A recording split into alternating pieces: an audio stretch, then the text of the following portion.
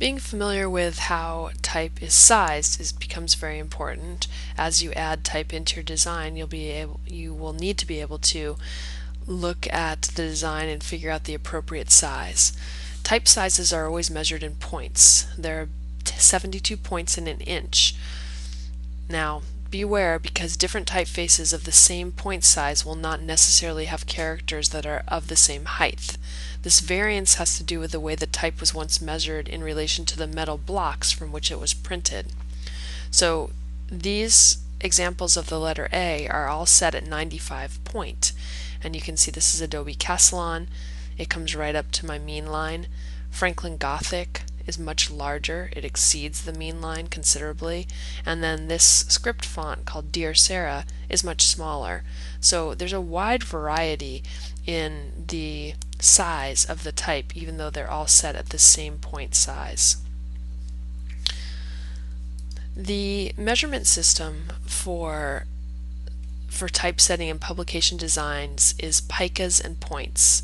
If your work involves complex multi-page designs such as books, magazines, newspapers, or newsletters, working in picas and points can be a real time saver. It's a better idea to begin using picas and points since overall they are easier to divide than inches. Don't be intimidated by this form of measurement. You're already halfway there since you use type. You already are working with points. Print layouts frequently involve small pieces that are difficult to measure in fractions of inches. Picas and points provide easily for those tiny amounts. Have you heard of the magic of thirds in designs? It's a principle that the layout looks better if you divide the format into thirds. It's a little more basic than the golden mean, which we discussed in an earlier lecture. Anyways, if you take an 8.5 by 11 inch piece of paper and you want to divide it into thirds horizontally, how quickly can you do that? You'd have to basically find 3.66 inches on the ruler. And then how does that convert? It's not that easy to do, but 11 inches is basically 66 picas, so each third is 22 picas. It's much simpler, but that basically is just the beginning. Points are the smallest unit of measurement. Type and leading are measured in points with 72 points to the inch. Use points for measuring column width and depth, margins, and other larger distances. Picas and points have a direct relationship to each other. There are 12 points in 1 pica. There are 6 picas to 1 inch. A standard US letter size is 8.5 by 11 inches or 51 picas by 66 picas. 6 picas are approximately 25 millimeters. The letter P was used to designate picas, as in 22p or 6p, with 12 points to the pica.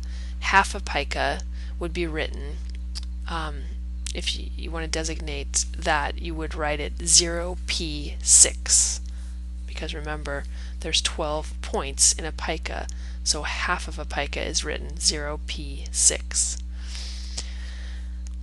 If you wanted to write 17 points, it's 1p5.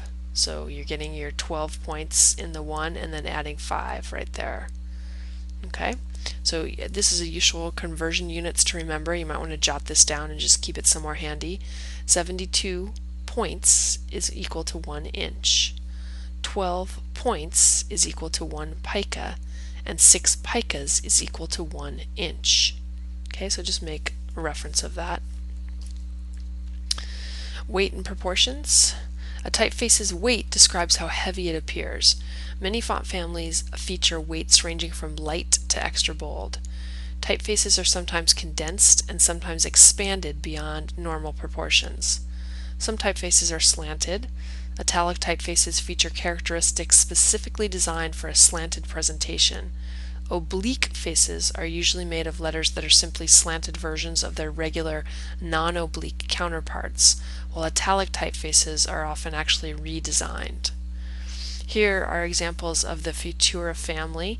So all of these A's are set in Futura, but in a different style, and they have different features, different weights, different thicknesses and thinnesses, but you can see that the diversity is very wide. This, for instance, differs greatly from this condensed slanted version or this very wide fat version. So all kinds of different proportions in one font family. Hopefully this is useful and you've become a little more accustomed to the different ways of describing type as far as its relation to size.